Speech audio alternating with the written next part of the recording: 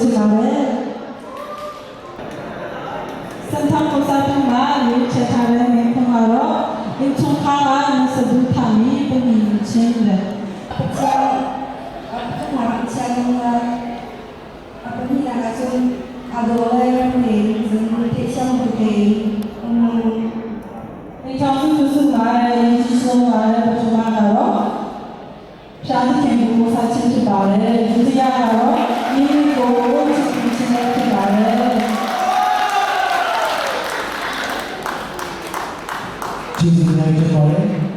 အမေရိကန်တော်မူနာအရာဟာနဲ့မောဟန်ဝနာအနောလာပိတ်နေချင်တော့ပိတ်နေချင်ဆိုရင်ဖြစ်ပါတယ်အမေရိကန်နိုင်ငံနဲ့ထိုင်တာအခက်အခဲရှိပါကလား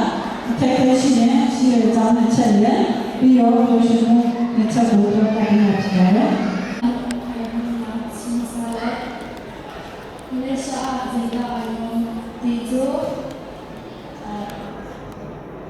မလေးရှားမှာ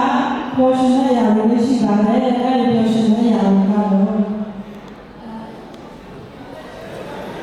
ပြောရှင်တဲ့အရာတွေကကိုကို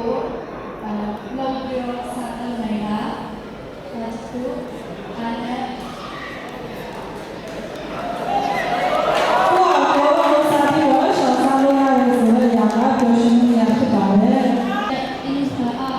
တဲ့ပုံကြည့်လာကြရမှာကိုဒီ မလေးရှားမှာလည်းဖြားကြောင်းတွေတက်ပြီးတော့မိမိရဲ့အဖွဲ့အစည်းတွေနဲ့ပျော်ပျော်ရွှင်ရွှင်တွေ့ရတာကပျော်ရွှင်တဲ့အရာတွေဖြစ်ပါတယ် I don't know that so ခွေကเป็นคนบอกว่ามันไม่ใช่ที่อะไรเลย မပျော်ရွှင်တဲ့အရာကတော့လည်းဘယ်အရာပဲကောင်းကောင်းရဲတွေကဖန်ဆီးပါတယ်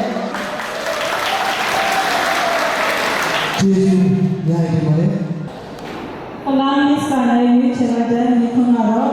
ချင်းဒီကံထန်ဆုံးလာပြီးမှအရေဒါဟမ်မတီဒီပတိမချီပါရဲ့ Malaysia kan yung kasi kitong kan sa chini chan so na pakhat na kan tu ni chu pakhat sang khao na chan ni ni tu bi para pakhat du do စောင့်နေတာဖြစ်ပါတယ်ဗျာ na ni ni chini pakhat du ho le du do na chan ni khao